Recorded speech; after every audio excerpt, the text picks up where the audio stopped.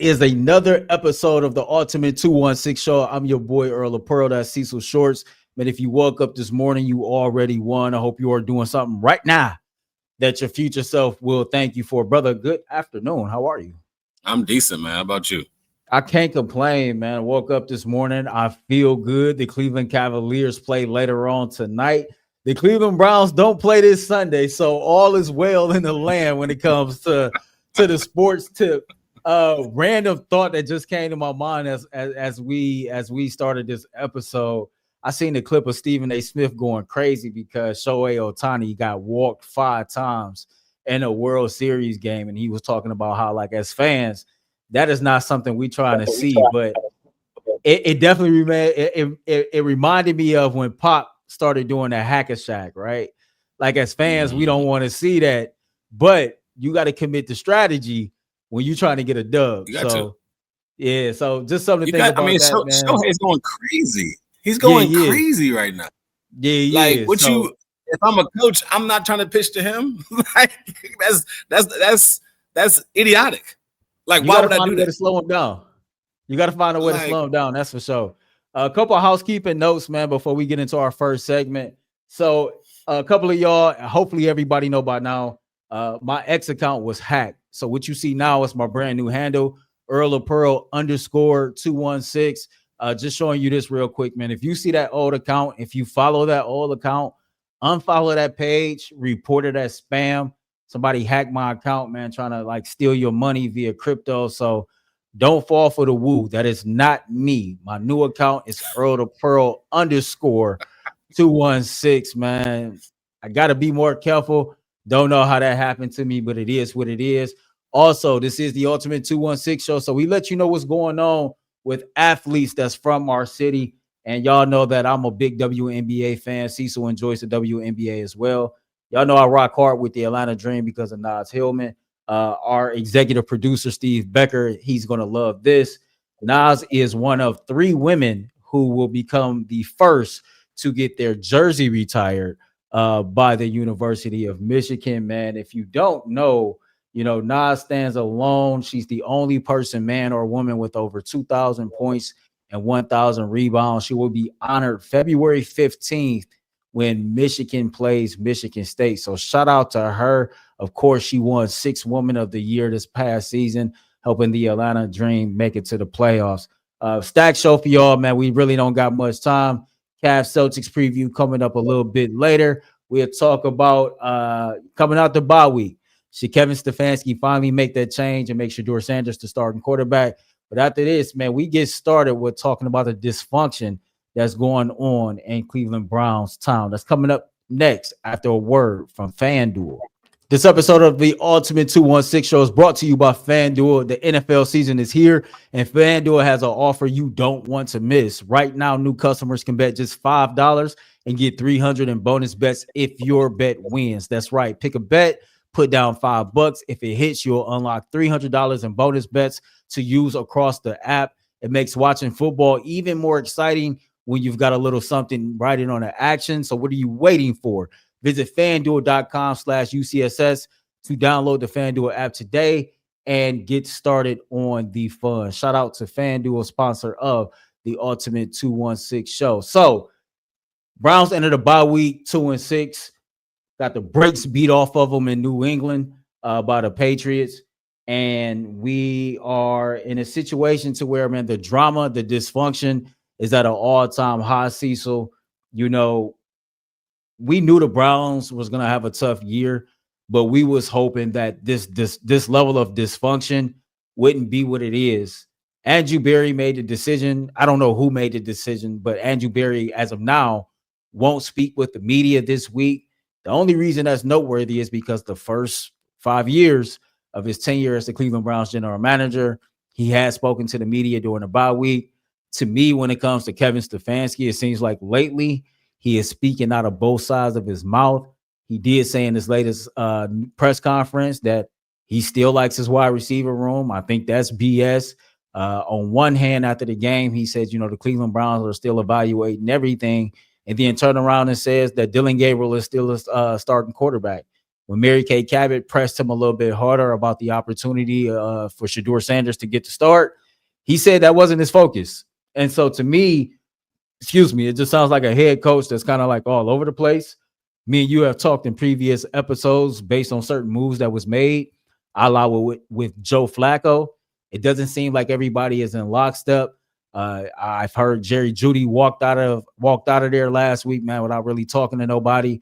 He had no catches. I think he had the target in the entire game. The dysfunction seemed like it's at an all-time high, brother. Like, what's your thoughts on what's going on?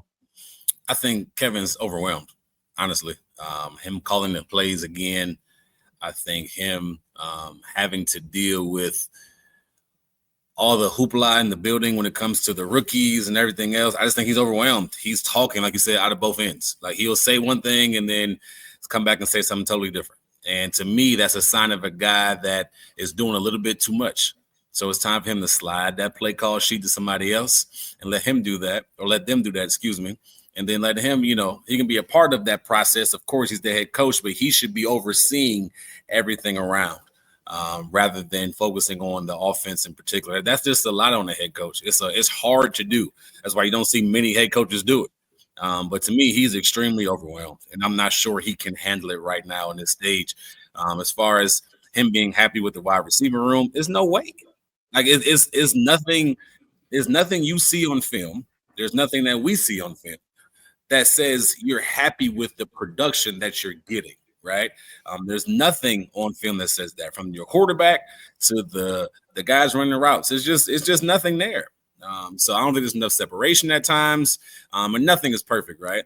But I'll also say this. I don't know if Jerry Jeudy is getting a fair amount of targets per game to prove that he is the guy or not the guy, if that makes sense. I think there's moments where we see him getting open, catching the ball. Then there's moments where we see obviously drops, right? Or somebody, he's not making a 50-50 catch or something like that.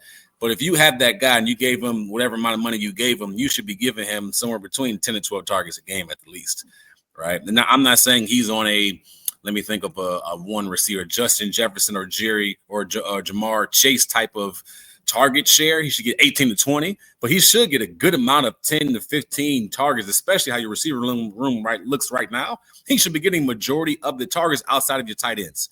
With Njoku and Fannin, they should get their fair share as well. But if you're paying this guy this much money, he should be targeted and given the opportunity to prove he can be the guy or that he can't be the guy. But him getting 2 targets last week, and you can't even really feel at all. Yeah, that's crazy. Anything being close to him or close to a legit catchable target, that has to be frustrating from a receiver. It's funny you brought that up because Tyvis pointed out on the flagship show, the Ultimate Cleveland Sports Show. Make sure you like, subscribe to the YouTube channel.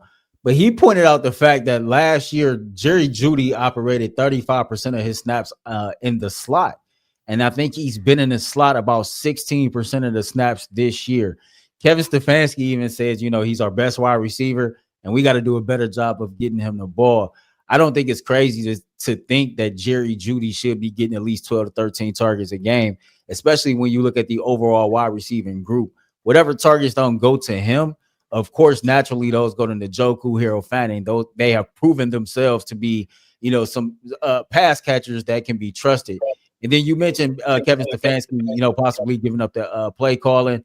That did come up to where he talked about changes that could possibly be made. It would be the second time in his tenure and the second time in 2 seasons that he ultimately gave up play calling. Last year when he did so, Jameis Winston went on to have a couple 300-yard games with Ken Dorsey calling the plays. Tommy Rees is supposed to be touted as this young offensive mind, this innovative college coordinator that a lot of NFL teams sought after. And so I think that if he's that innovative, if he's that creative, then you really need to be, utilizing him a little bit more than what you're doing if you're Kevin Stefanski, especially with everything that's going on with this team. As far as Andrew Berry not speaking to the media, I'm going to kind of try to hit pause and not rush to draw any conclusions with it.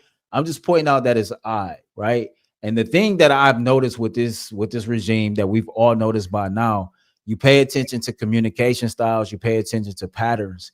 The lack of communication, the lack of transparency, like you allow more room than what you should for people to speculate, to draw their own conclusions, etc. Right.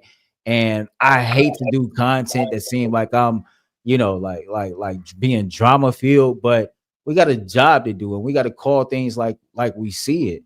And I always go back to, that opening press conference after Joe Flacco was traded, and just how Kevin Stefanski went about the opening of that press conference. That raised the red flag, especially if you know traditionally how he go about things and what they have both always said to us, that they are lock and step when it comes to everything. He volunteered the information that he was surprised by what happened. It later comes out of how everything played out. Andrew gets the call from Cincinnati. Once he gets the call, he called Joe Flacco and he left it up to Joe Flacco on what it is he wanted to do. Joe Flacco clearly seeing it was a path for him to play. He told Andrew Berry, cool, make the deal. I'll go to Cincinnati. Not once in how Joe Flacco explained it or how other people explained it did it ever say that Andrew Berry contacted Kevin Stefanski in that situation. And so to me, that's alarming because you all have both said everything that you do, that's locked step. And it seems like one or the other or both are doing things or moving in ways that are kind of creating division and trying to separate themselves. But ultimately, when this thing come crashing down, and it will come crashing down, I think they both need to be fired. I do. You are joined at the hip, and I don't think that this draft class alone is going to save Andrew Berry from losing his job, quite frankly. I think that when you look at the overall body of work, I'm not sure if the acquisitions in 2025 is enough to say, okay, you know what? Cool. Because we talk about the draft class a lot, right? And think about the part of it where Mason Graham, for example, one of the rarities to have a defensive tackle drafted in the top 5. So that creates a different level of expectation because of the defensive tackles that we've seen dominate that was drafted that high in years prior, the rarity that it is, for example, right? And then it makes you think, okay, can Mason Graham just be okay? Can he just be good? Does he have to be elite? Like, what's the floor? What's the ceiling? Is perennial Pro Bowler enough? Is perennial All-Pro player enough? Does he have to be a Hall of Fame talent because of the position he plays and how high he was drafted? I believe Carson Schlesinger is a flat-out baller. I believe Quinshon Judkins is a baller. I believe Harold Fanning is a baller. I ultimately believe that Mason Graham would be a good player. I'm not really sure on Dylan Sampson. I am absolutely out on Dillon Gabriel, and I have yet to see Shedeur Sanders, right? The trade for Tyson Campbell, I think his size and his length, I think once he gets down what Jim Schwartz wants him to do, and the fact that he's under contract, I think that's a dub. I think, the move for Amari Cooper, both ways. You got Amari Cooper for next to nothing, and then you got 2 quality years of production. The moment that this thing went left, you traded him to Buffalo. Buffalo really didn't get much production. You get a 3rd round pick in return. It's things like that I can look at as a green check. Like you drafted Jeremiah Owusu-Koramoah, right? He made it to a 2nd contract. That's a green check. But I also think about some of these acquisitions that didn't work out all that well, like Elijah Moore, like a Troy Hill, like a John Johnson III, like a Juan Thornhill.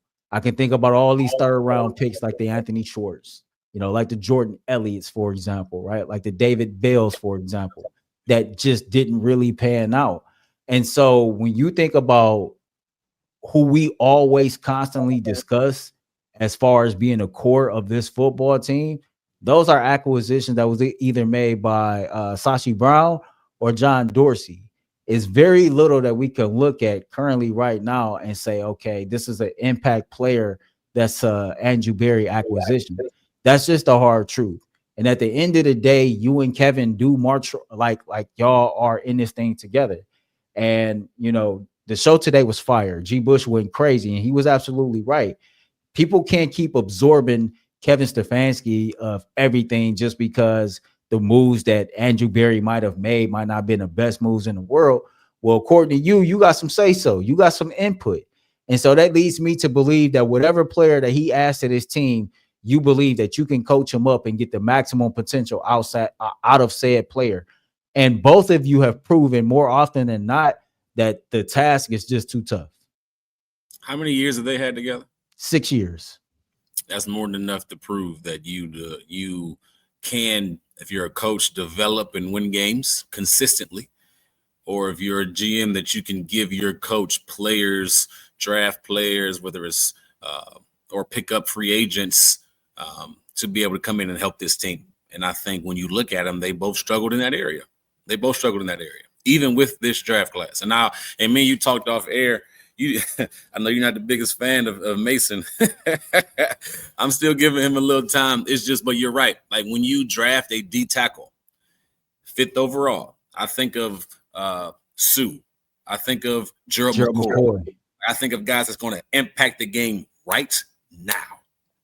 Like this, there's not a role in them. Their role is to dominate the game. Right, they know their role is to dominate the guy in front of them, to attract multiple offensive linemen, still be able to get through. They can get pressure on the quarterback. They can stop the run. They can do it all. And when you draft a guy that high and he is not doing that, there's moments where he's getting, and everybody gets beat, right? That's part of the game. But there's a lot of moments where he's getting kind of put in the ground and drove back, and he just doesn't seem as strong as you would like him to be, right? Or maybe not as low, some technique things. To me, when you draft a guy that high, that type of stuff can't happen. It got to be few. Compared to many. The other guys, I love what you said. You're hitting on. Andrew did a good job this year, but look at the overall resume. I think their job should be unquestioned. That's just what it is. You're not winning right now. They're not coming through.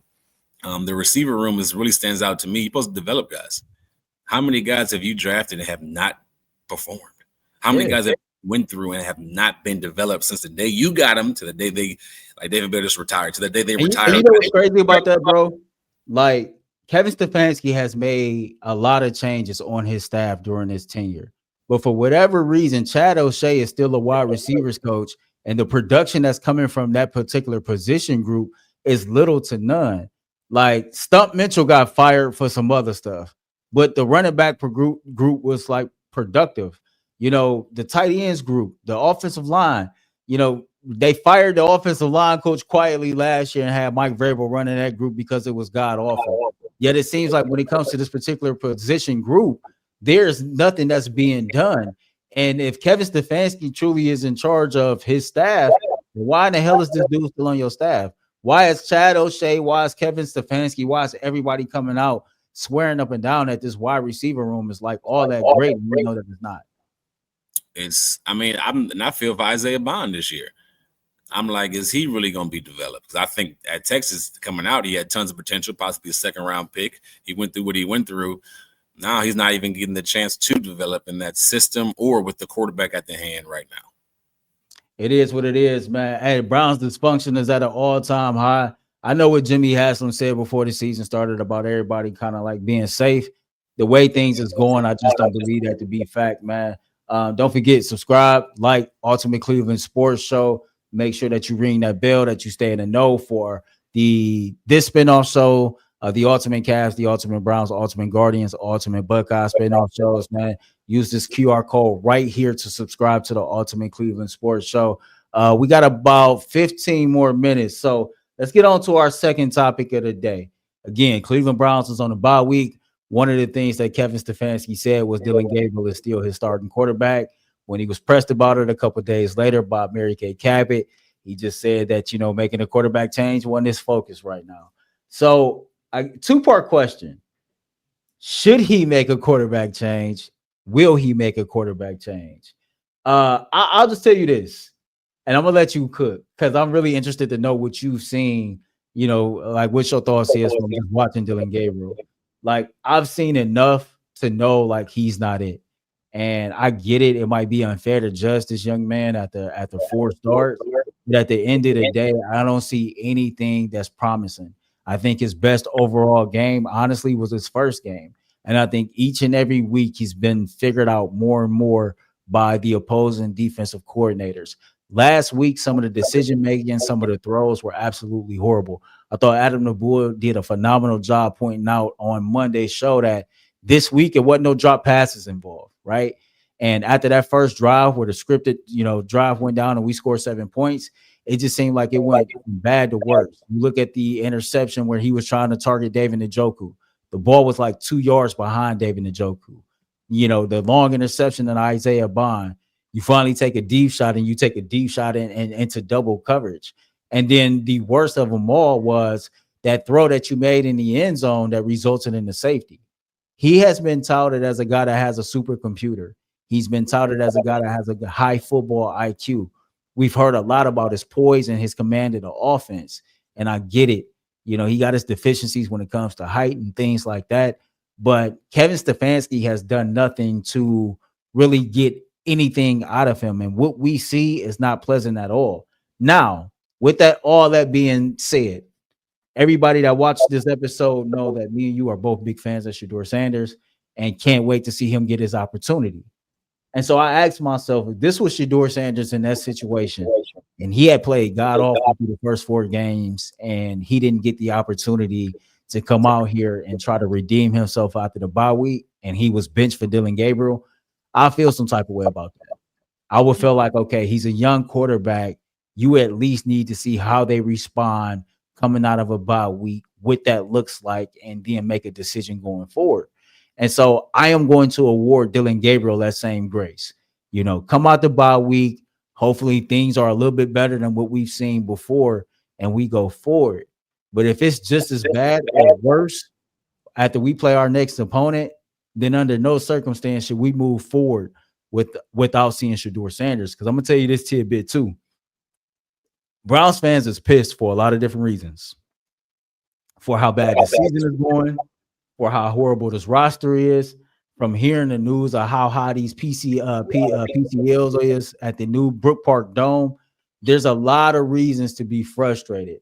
And then you look at the schedule, and on the back end, a lot of our games to close out the season is at home. Jimmy Haslam is going to want butts in them seats for some odd reason. And I think the players on this team, even though the season is a loss, they need a boost in energy.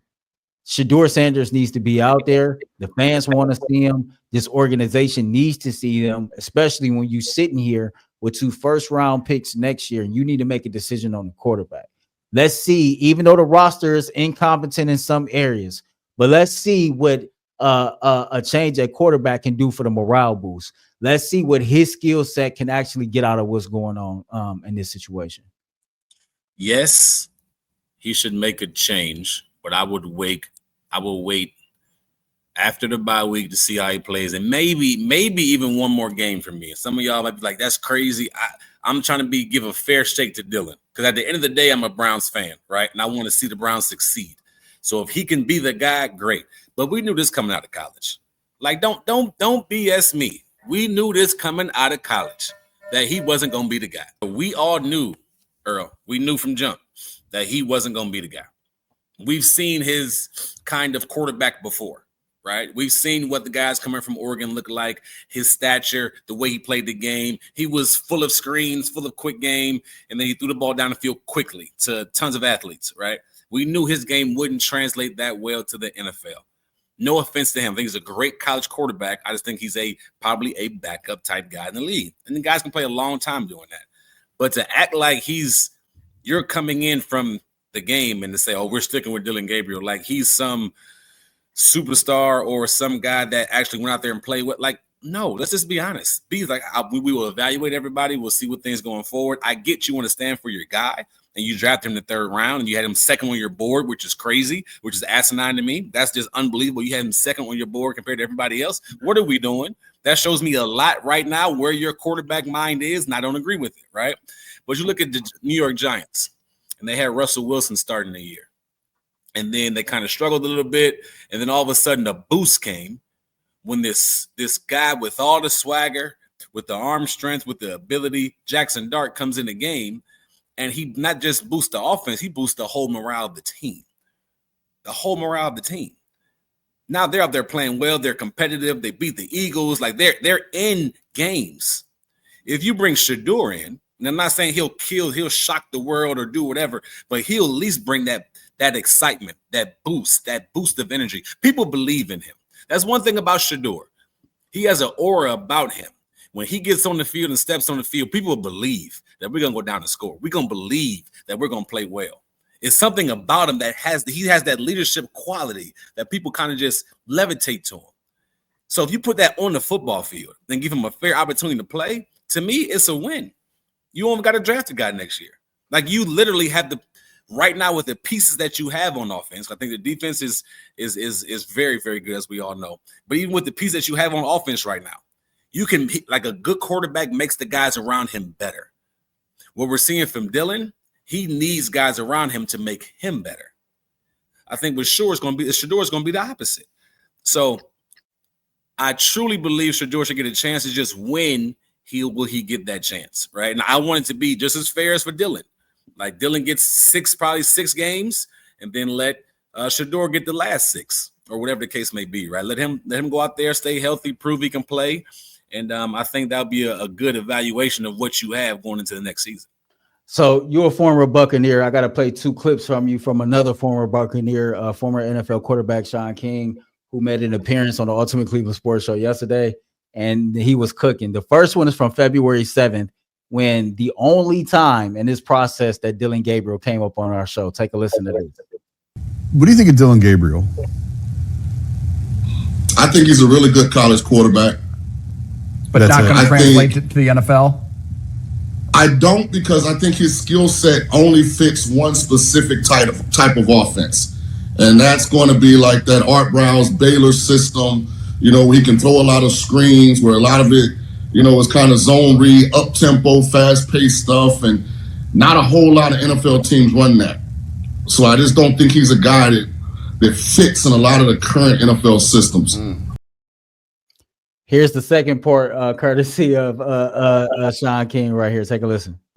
Maybe the most egregious pick in all of the 2025 draft was the Browns taking Dillon Gabriel in the third round. There's no way you can evaluate a quarterback position and have him rated as a higher prospect than Shedeur Sanders. There's no way that you can be an astute quarterback evaluator and think he was worthy of an asset as valuable as a third-round pick. We got to get to the root of the problem here. I mean, that was an egregious draft pick, and to die on the vine is very disappointing. That was a terrible draft pick. Now, don't accelerate the mistake by continuing down the path that you never should have went down in the first place. It's time to go to Shedeur Sanders simply because he was a better prospect coming out of college than Dillon Gabriel.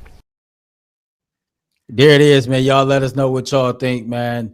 Should the Cleveland Browns go to Shedeur Sanders after the bye week? If not after the bye week, then when, man? We can't wait to read those comments again. Like, subscribe to the Ultimate Cleveland Sports Show. Use that QR code right there. Make sure you ring the bell so you can stay in the know. Me and Cecil, man, we give you all the show every Wednesday. Don't forget to catch the Ultimate Browns, the Ultimate Cavs. You might get an Ultimate Cavs post-game show tonight from Mikey McNuggets after the Cleveland Cavaliers take on the Boston Celtics. So, again, like, subscribe to the Ultimate Cleveland Sports Show YouTube page, man. Time to talk Cleveland Cavaliers basketball. The Cavs are on ESPN tonight in the Garden, man. They in the Garden. They're in the Boston Garden taking on the Boston Celtics. Cavs are 3.5-point favorites according to FanDuel, with the over-under sitting at 233.5. What has been your thoughts on the Cleveland Cavaliers through their first 4 games of the season?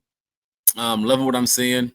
Disappointed Sam's out. Is Sam out this game, if I'm not mistaken? I believe Sam Merrill is out this game. Yes, he is. His estimated return is Friday.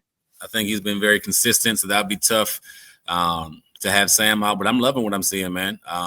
I think Donovan's going to be Donovan, and we know he all shows up when he plays against the Celtics, and he's been special, a couple 30-point games, but they're playing well right now. I really want to see. I still want to see a little bit more from Mobley. That's your boy, right? I want to see more from him, but I think it's coming. I'm not worried about it. Sitting at 3-1 right now, if I'm not mistaken. So 3-1. The biggest thing I'm worried about tonight, just being honest, I need to figure out what's going on with Jaylen Brown's hairline. I'm not sure what if it's spray paint or what his thought process was, but I'm not cool with that. So I think tonight, man, the Cavaliers have struggled in the rebounding department. I thought it was a dominating performance against the Detroit Pistons. Talked to Mike before the show. The Celtics can't rebound. We're going to give y'all a FanDuel parlay. And one of the things that he said to me was hammering the over on rebounds for both Evan Mobley and Jared Allen. You know, Jared Allen did not assert himself game one of the season. It seems like ever since then, he's played much better. I like the aggressiveness that I've seen from him. It is going to suck not to have Sam Merrill out there tonight. Sam has been balling. And I'll be real, I was one of many people that was kind of skeptical and ready and was curious to see what it would look like. You know, they decided to give Sam Merrill the bag over Ty Jerome. And so far, it's looking like that they made the right decision because he's showing up on both ends of the courts.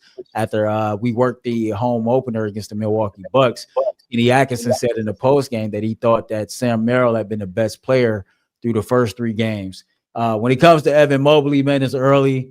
You know, that's my guy. I'm never selling my Evan Mobley stock. I still believe he can develop and be that dude.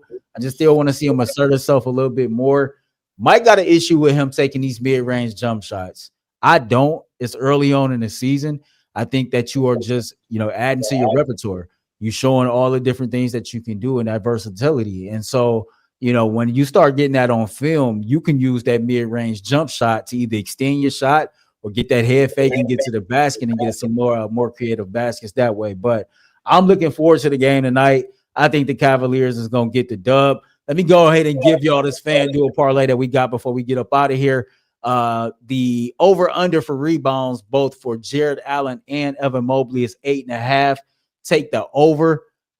Cecil, you talked about Donovan Mitchell's dominance in Boston. I got him for 3 made threes. I got Donovan Mitchell for 25 points, Evan Mobley for 15 points, and then I got 10 points coming from DeAndre Hunter and Jared Allen. I got that for plus 1130 in the odds department. $10 will win you $113. If you put that ticket in, good luck to you. Any final thoughts before we close the show out? Yeah, what was Big Mike? What was Mike's thoughts why he didn't want Mobley taking the mid-range jumper? He just felt like it's a bad shot. He felt like that you should either be attacking the paint or extending to take the 3. I'm one of those people. I don't know if it's because me and you grew up watching basketball in a certain era, but I think the mid-range shot needs to come back to the NBA. I don't know how analytics got it to the point to where if you take a mid-range shot, it's considered a bad shot in the league, but most teams feel that way. As a fan, I disagree with it. Okay, I was just curious because if he's knocking it down, if he can make it, go for it. Like I have no problem with it. 2 points is 2 points to me, but I get Mike's a basketball head, so I respect his opinion. So we got to stay in our lane, man. We appreciate y'all for joining us for another episode of the Ultimate 216 Show. Remember, man, be great, spread love. Remember, being great come with a price, and spread love is priceless. Till next Wednesday, for Cecil Shorts, I'm Earl of Pearl. Peace. Love y'all.